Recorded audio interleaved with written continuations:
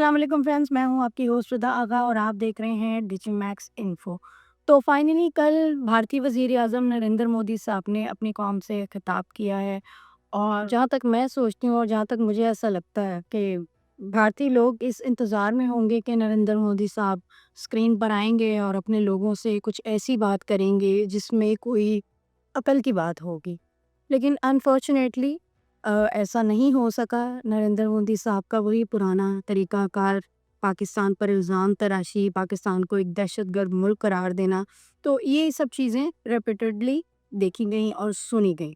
लेकिन as per observer मैंने उस सारी की सारी तकरीर में एक जो चीज़ नोटिस की, जब से मैं नरेंद्र मोदी साहब को देख रही हूँ as a prime minister of India, तो उन्होंने जब भी कोई तकरीर की है, जब भी उन्होंने अपनी कौम से कोई बात करने का इरादा किया है या पाकिस्तान को ललकारा है, तो उनका अंदाज़ बहुत ज़्यादा इगोइस्टिक रहा हमेशा से।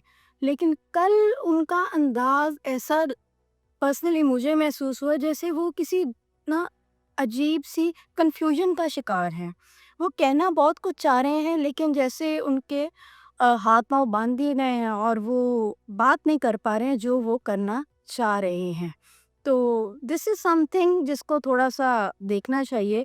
उनकी पूरी तकरीर में पाकिस्तान को दहशतगर्द कहने के अलावा जो पॉइंट्स मैंने नोट किए हैं, पहला पॉइंट तो ये उन्होंने कहा कि ये जो सीज़ फायर है इसे मुकम्मल तौर पर नहीं किया गया, यानी कि it is a kind of a pause. तो इससे हम ये मतलब ले सकते हैं कि जो भारतीय फ़ोर्सेस हैं वो अभी भी हालत जंग में ही हैं, पोजीशंस लिए हुए हैं और किसी भी टाइम कुछ भी हो सकता है। एक तो ये बात, हादी शिवसेना पार्टी ने भी भारतीय वज़ीर दाखिला अमित शाह का पाकिस्तान के खिलाफ जंग में नाक़िस कारकर्दगी पर फ़ौरी इस्तीफ़ा और फ़ौरी तौर पर कुल जमाती कॉन्फ्रेंस तलब करने का मुतालबा किया है।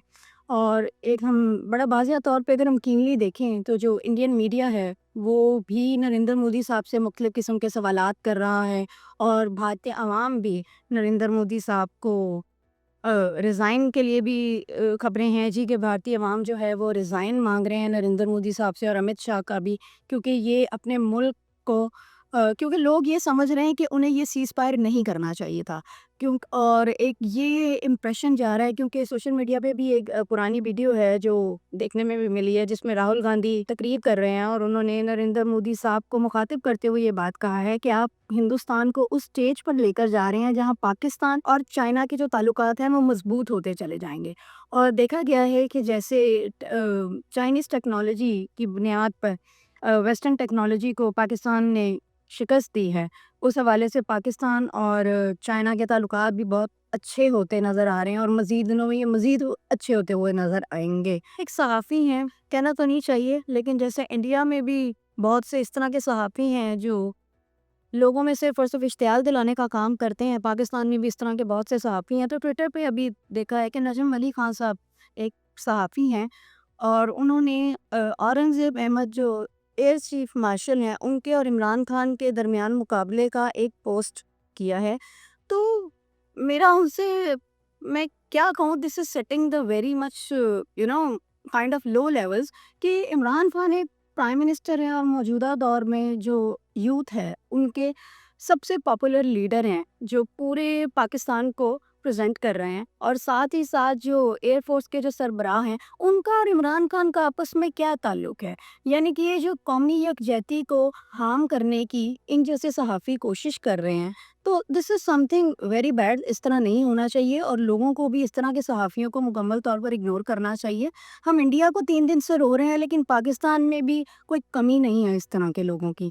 तो देखना चाहिए इन चीज़ों को, इस तरह की सिचुएशंस में इस तरह के ट्वीट्स वगैरह करना और अपने आकाओं को खुश करना, this doesn't make any sense. इस तरह से सिर्फ़ और सिर्फ़ पाकिस्तान को नुकसान पहुँच सकता है। और साथ ही साथ जी राना सनाउल्लाह साहब ने भी ये बात कही है जी कि पाकिस्तान तहरीक-ए-इंसाफ ने मतलब एक मुहब्ब वतन होने का भी सबूत दिया, मेक्स एनी सेंस। जी भारतीय सहाफ़ी हैं करण थापर, उन्होंने पहलगाम वाक़ये के हवाले से शशि तरूर साहब के साथ बात करते हुए एक बड़ा इंपॉर्टेंट पॉइंट रेज़ किया, बल्कि उन्होंने अपना एक तज्ज़िया दिया है। वो कहते हैं, मैं आपको पढ़कर सुना रही हूँ। पहलगाम वाक़ये पर किसी मुल्क ने पाकिस्तान पर इल्ज़ाम नहीं लगाया। क्या वजह थी कि ये भारत कोई ठोस सबूत पेश ना कर सका?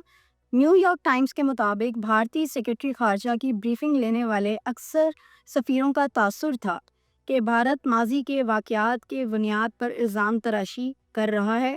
صاف الفاظ میں کہیں تو وہ ان بیانات سے قائل نہیں ہوئے۔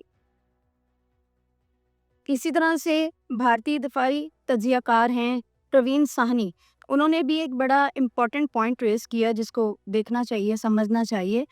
وہ کہتے ہیں کہ بھارتی حکومت کے دماغ میں غلط فہمی ہے کہ پاکستان کی فوج کمزور ہے۔ حقیقت یہ ہے کہ پاکستانی فوج ہمیشہ بہترین اور ہمارے ساتھ مقابلے کی رہی ہے۔